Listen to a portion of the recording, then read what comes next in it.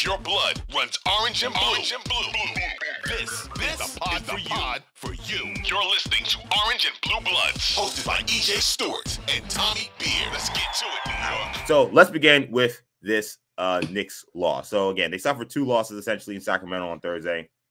One, they lost 122-117. It was a ragged game, especially to start the game for the Knicks. They went down 16 points in the first half. Jalen Brunson returned in this game and scored 19 points in the first half, but then did not return in the second half after suffering more left foot soreness. So that's obviously a great concern for the Knicks moving forward. The Knicks had a comeback in the second half and definitely made things interesting despite some wretched shooting from a lot of their top players. Randall, RJ, Emmanuel quickly shot a combined 4 for 28 from three. Barrett did lead the Knicks with 25. Randall had 23. Quentin Grimes did have a good game. He shot the ball really well, scoring 19 points. Did not close this game for a lot of the key parts, stretches of the fourth quarter. So that'd be interesting to talk about. On the Kings side, De'Aaron Fox and Domantas Sabonis, two All-Stars, tremendous. Sabonis triple-double, 24, 13, and 10. De'Aaron Fox, huge buckets, 15 points in the fourth quarter. He had 23, 7 assists. So tough loss for the Knicks. They trailed most of the night. They had a chance to come back late, but were unable to overcome Fox despite a dominant offensive rebounding performance. They had 23 offensive rebounds in this game, but Fox kind of put them away. So, Ben, starting with just the shooting that we saw in that game, how much do you feel like you can really attribute this loss purely to that? Because it was a huge issue. There were plenty of stretches in this game where the ball goes in, you feel like the whole dynamic of the game changes, and Knicks just could not find shots to go down. Yeah, it's never one thing, but I would say that the shooting issues were the primary thing in this game. They got themselves so many chances on offensive rebounds. I mean, one of the reasons that the number is so high is because they clanked so many shots. Right. And they clanked them bad too. It's like the rebounds are coming out to like the foul line where Josh Hart was getting them. So yeah, it was a really rough shooting night. I do think that was the primary driver of the loss.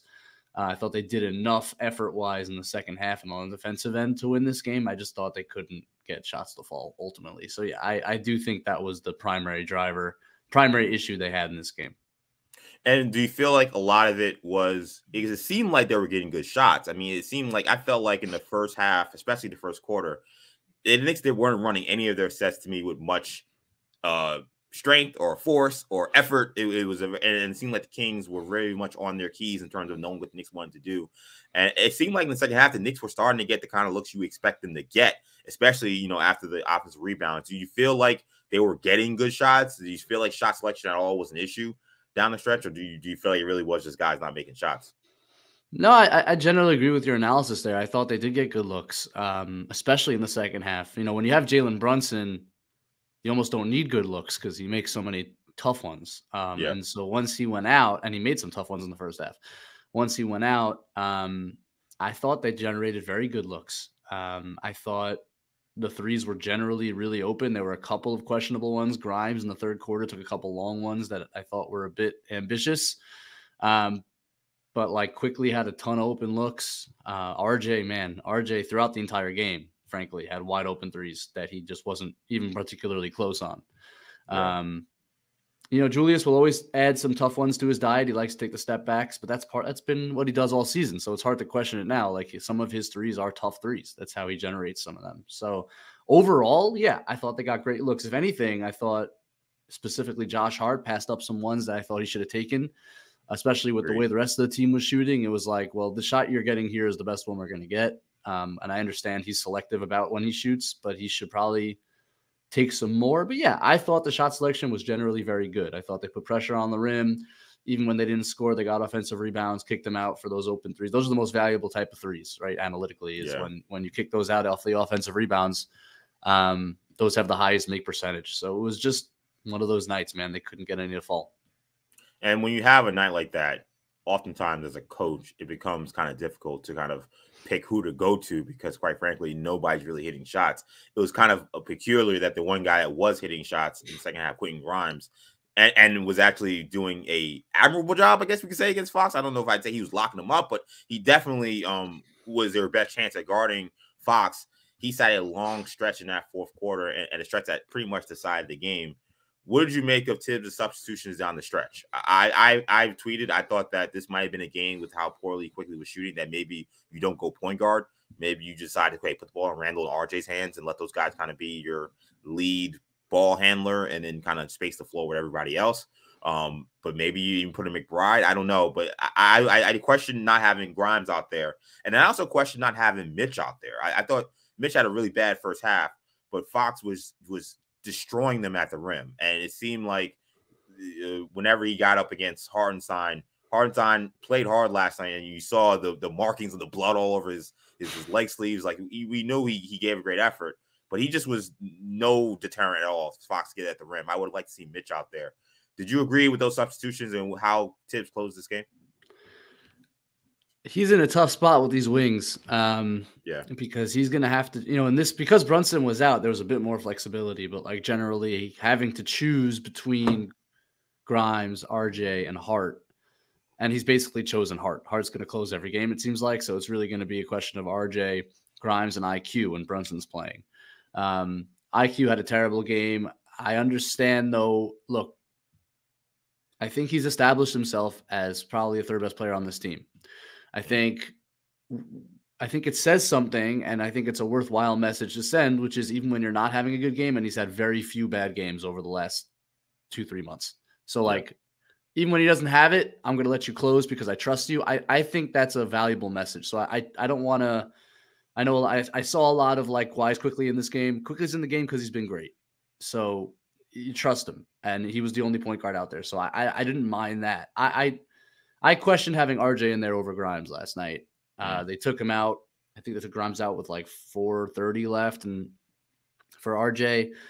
And RJ, look, he's resilient, man. He keeps going, and he turns what was he does this a lot, right? Where he turns a abominable first half and turns it into at least I got my 25 on 23 because I had a good second half, or I was relentless to the rim and I got to the line. But I just felt like Grimes was more valuable in that matchup for the reasons that you stated. He clearly was their best option on Fox. Josh Hart is a wonderful defensive player. He's not meant to guard the quickest guards in the league. That's just not him. He's really good off the ball. He's really tough on wings. You ask him to guard the fastest point guards in the league, he's going to get blown by, especially when he hadn't sat since he came in about midway through the third quarter. So we're talking about a guy who's played that many straight minutes. And play hard minutes too. I mean, you saw. I mean, this guy was an animal on the glass. As hard as you'll ever see a guy play for a half. Right? I mean, he was everywhere. So it's asking him to now guard De'Aaron Fox is probably too much. So I did think that Grimes should have been in the game. And RJ, as much as his downhill attacking helped get them where they were by the end of the fourth there to have a chance to win it, I just didn't feel like his value was the same as Grimes in that spot. So I did disagree with that. That said, I have trouble getting too upset about another guy. RJ's your guy, man. You just signed him. He's young. He's been with the franchise. I understand a coach saying I got to close with this guy. Right. And so I don't know. I'm mixed on it. I think I would have gone with Grimes down the stretch. I don't envy the position of having to choose between those guys because it's not easy. But I think Grimes was probably the right call. And I feel like you mentioned the kind of conundrum they have at the wing, which is kind of ironic because they kind of had a conundrum with Cam Reddish that they just decided he was not part of the equation. So a conundrum that was a conundrum, especially for some Knicks fans, just ended up not being one for this team because they decided just not to play that guy.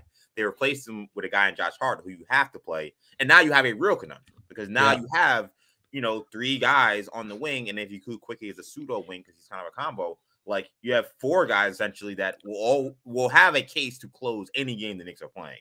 And we have a game where, Hart is playing tremendous, but all the other three guys are all playing kind of terrible. It puts you in a tough bind, and it puts you in a tougher bind in those games where they actually are playing well. And now you have to make a decision. And then we saw RJ get frustrated at certain points since the Hart trade when he is not closed games. So it's going to be kind of a storyline throughout. You mentioned the contract you gave RJ. You mentioned him being number 3 pick in the draft. All these guys have emotional weight to them, emotional value to them. They're all first round picks, and Quickly, Grimes, and RJ. They all are guys that people look at and say, hey, these guys are the future the franchise in terms of being, potential pieces. And at the end of the day, like, they all can't play at once. So this is continues to be a decision that Tibbs gonna have to make down the stretch. Yeah, and it is. Look, it's theoretically a good problem to have, right? Because they have all these quality guys that could finish a game for you. I think the best way to do it is to truly match up, and that's where kind of this matchup I thought was befitting for Grimes to finish. Like, it should be used as a weapon. We know that Tibbs sometimes gets rigid and will have a closing lineup regardless, and I wonder if that's just the case. Although when Brunson's in, it seems to be RJ sits on the bench as well, and it's IQ and Hart. That's been the closing lineup for the last couple of weeks. Yeah.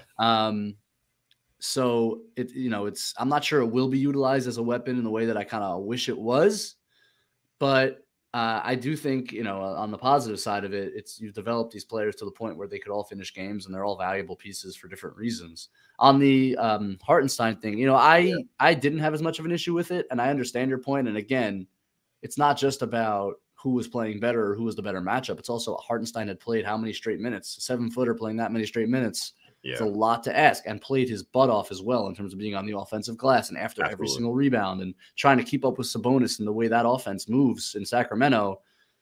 It is a lot to deal with on a possession-to-possession basis for a 5, to deal with Sabonis handoffs and getting in position and all that. It's not easy.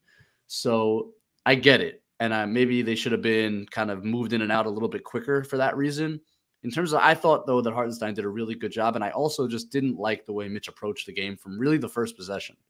I thought to allow Sabonis to power through you and get to his left hand on his very first possession, when that's all that he wants to do in the post, said a lot about kind of where Mitch's approach was in that game. And I think Tibbs kind of sensed that. You can't let that guy, who, by the way, is X amount of inches shorter than you. I know he's an ox. I know he's strong. But, you're Mitchell Robinson, you cannot just let him get a left-handed layup in the post against you on the first possession. Like, that's a statement. Yeah. And so I was kind of frustrated with Mitch the whole night.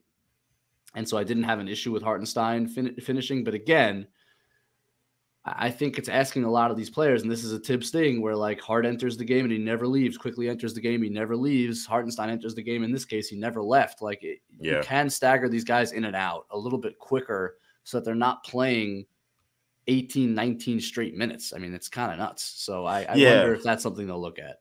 Yeah, it seems to be, and Tibbs has said this a lot when it came to going to the shorter rotation. I don't know if he's necessarily said it in terms of some of these long stretches these guys are playing, but I imagine this is where he's thinking as well. He seems to value guys playing in rhythm and guys playing well and riding that out and feeling like even if they're not playing so great, I can ride this out and hopefully they'll find that rhythm and get that touch.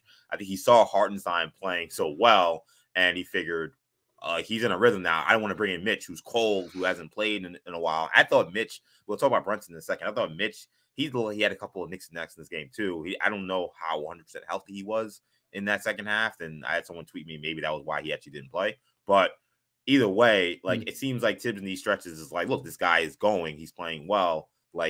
I'm just gonna ride him. But it's just uneven because then you have Quentin Grimes, who was playing really well, and he elected not to put him in to go with RJ. So that's the one thing I've always had trouble with Tibbs at times. It feels like there's too much inconsistency with when he decides to go to his principles and when he ignores them. Yeah, and on the other side of it, it's hard to argue that since he went to that 9-man rotation and is kind of employed quickly in this way, quickly's made a huge jump in terms of his production and his effectiveness. So he said that I've heard him in press conferences say since we made that change and it's specifically affected quickly in his rhythm. And what he means by that is I just leave him in the game. And it's worked. So it is a bit hard to argue against. And the question is is there diminishing returns when guys play that long? Maybe Quickly has a certain level of stamina. I'm not sure you could apply to Isaiah Hartenstein, who's a 7-footer and is a backup setter. I don't know how effective he is when you play him that many straight minutes. And even Quickly now, I know the Boston game was kind of an exception because of how long it was and how many minutes he played, which was crazy. But he hasn't looked the same since, and you wonder if he's still recovering from that. And that's not really, double overtime game is a double overtime game. He was great in it. It's hard to blame Tibbs for playing him that long, but again, you just wonder in terms of your substitution patterns in this game, if you could have been a little bit more judicious in terms of subbing guys in and out and trying to stay fresh, especially, as I said, against the pace of Sacramento, which is extreme. Yeah. Yeah, and before we get to Brunson, what did you make? I mean, this is the first time a lot of Knicks fans watched Sacramento this season. Me and Tommy talked about it prior to the game that Sacramento has one of the best offenses in the league, one of the fastest paces in the league. A lot of Knicks fans, I think, were maybe some of them were a little surprised considering what the Kings have been for the last 15, 20 years at this point. How were the Kings so successful in being able to break down that Knicks defense, which we know has played at a pretty good level for a little while now? Yeah, I thought, it's an adjustment to play a team like that, and you definitely saw it early. Like they were not ready for that kind of pace and activity on the offensive end. And Sabonis as the hub, like just dribble handoff into post, into pass, into like split action. Like they just run a ton of stuff consecutively that's hard to adjust to and not similar to most NBA offenses. Fox is a load to deal with. Like he puts so much pressure on you just because of his speed. And then you mix around. They have such good shooting around them with Herter, who's an elite shooter, and Monk, who first half was blazing, right? Yeah. And then you have Keegan Murray, who's emerging as a real player and made some moves and shots last night that kind of were eye-opening in terms of what kind of talent he is. Like he made an on-the-move three that was like leaning to his right off a handoff that was kind of wild, and a couple reverse layups where he attacked. So it's a unique offense, and it's really tough to contend with. I thought the Knicks were caught off guard by it, which is not all that surprising. And I think they adjusted throughout the game and started to deal with it better as the game went on. I didn't think they gave up a lot of easy points in the second half. And then I thought De'Aaron Fox, which he's done all year long, just closed the game. He just closed the game with shot making and incredible dribble moves. That last cross on Hart was as filthy a move as you'll see all season long. It was like a little hezzy dribble on his right side and then just blow by cross left. And again, I thought it was a lot to ask of Josh Hart. I thought Grimes would have been the better matchup, but you got to give credit to a guy who has closed games all year with incredible efficiency. So yeah, they're a lot to deal with. I thought the Knicks kind of figured it out as the game went along, but it's a tough offense to stop. And it was also unfortunate to see Fox doing what he was doing. And you mentioned how great he is. He's been the leading scorer in clutch points all season. So again, I think not just Knicks fans, a lot of NBA fans who have not paid attention to Kings this year. That was a national TV game. Were like, wow, okay, this is what the Kings have working with right now. Fox was tremendous, but it was unfortunate to see Fox be able to go essentially almost unopposed in closing that game, because we know for the Knicks, that closer for the most part has been Jalen Brunson. And Jalen missed this part. I think that was a crucial piece of this game, that the Knicks couldn't match Fox's offensive output. If you're coming into this stretch of games here where you don't have Brunson, how can the Knicks adjust late in games to try to make up for it, or can they? Is it going to become a thing where they're just going to have somebody step up from night to night and figure it out kind of by osmosis? Yeah, it's crazy, right? The difference that you see when Randall's option A instead of B. It's just so evident, like in how much he struggles to just contain to protect the ball, dribble the ball, right? Yeah, exactly. It's like when off, and we saw. Look, it's like all from the Atlanta series. Like we understand, we know, like when teams load up on him and can load up on him and not worry about the consequences of doing that. He's just not a quick enough decision maker, and he's not quite secure enough with the ball to make things happen. So I don't think the answer is running things through Julius. And against Boston in that first overtime and in the fourth quarter, you saw the same thing, right? No Brunson. Now what they did in the second overtime was they handed the offense off to IQ and quickly made plays and won that game for them, brought it home. I think that is the answer, is like IQ with more responsibility with the ball. The issue in this game was that IQ was just having an awful night of it. And so can you rely on him night to night to be that guy? Well, that's the next step for Emmanuel Quickley, is he that guy like a Jalen Brunson where I can just hand him the ball in the fourth quarter and expect him to generate shots for my team? I don't know if he's quite there yet. I think he's really made a huge step this year, but I don't know if he's quite there yet. And it becomes an issue. Like RJ is a guy that theoretically should be supplying that offense in the late game, but they don't trust him with the ball at all down the stretch. And I don't know if they're wrong not to. Like, I don't think his decision-making throughout the game entitled him to that kind of responsibility down the stretch. So you're in a tough spot. Like in that game, you kind of sense it, like, where do they go for this offense right now? Yeah. And Tibbs will default to like Julius stuff, and the Julius stuff was a bit of a disaster down the stretch. Grimes isn't really quite ready to like have those on-ball reps yet, so he wasn't the answer. It's hard, and their offense, as great as it's been this season, and I think everyone gets credit for how great it's been this season. It's not a very creative offense, right? It's essentially, we're going to bully you. We're going to get isolation. We're going to run it down your throat and get offensive rebounds off of that and get to the line a ton. Like, that's what we're going to do. Yeah. When you don't have Jalen Brunson, who's kind of the guy that makes that all work, because he's the best at getting downhill and the best at making those floaters and the best at drawing attention, it kind of all goes to hell, and they don't have like the intricate sets or ball movement to make up for it, right? So I do think it's a challenge for this team specifically to run without Brunson if IQ's not going to take his place like he did against Boston. I think that is going to be a challenge, and I think it's why the Knicks desperately need Jalen Brunson back as soon as possible. But this game also taught you that you can't bring him back too quick, because he's going to re-aggravate that thing. So we have to make sure it's healthy, and you got to try to steal some games in the meantime. Yeah, I whenever I hear a foot deal, I mean, every injury is obviously frustrating, but whenever you're a foot thing, that's something where you need rest, because at the end of the day, you could feel okay, and then you go out there, you take that pounding, and all of a sudden, you're not okay, and then you could actually aggravate or make things worse. So I kind of wish the Knicks would have held a little more restraint. I know Jalen wanted to be out there. I know he wanted to start this West Coast trip and play throughout the way, but it's unfortunate that he had that situation happen with the foot injury, because now, who knows how long he'll be out. And as we saw in the game on Thursday night, or the game against Charlotte, like, this is kind of what the Knicks are when they close games. And it looks a lot like the 2021-2022 Knicks. Like, a lot of the same issues that Knicks had closing games that season, they look like the exact same team. I'm watching Randle get the ball ripped out of his hands by Harrison Barnes. I'm seeing the team not be able to execute inbound plays with Harden and Randle having confusion. Like, they really need to make sure that they can get Brunson healthy.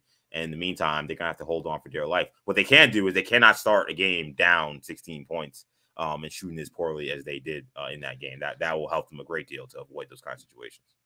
Yeah, exactly right. And I think it's easy to look at the fourth quarter of games, because these games inevitably like swing back and forth now in the NBA, and they end up close. But like, you're exactly right to look at that first quarter and that start, and the Knicks just weren't ready for the Kings' energy and pace and ball movement. And I think you really look back on the game as a whole and you say, yeah, they could have shot the ball better, but had they come out a little bit more ready for that game, I think they probably win this one. So it's a good call out. And to think about those first quarters, generally the Knicks, I think, have been pretty good in the first quarter this year. Yeah. That was a pretty rough one. So yeah, 100%.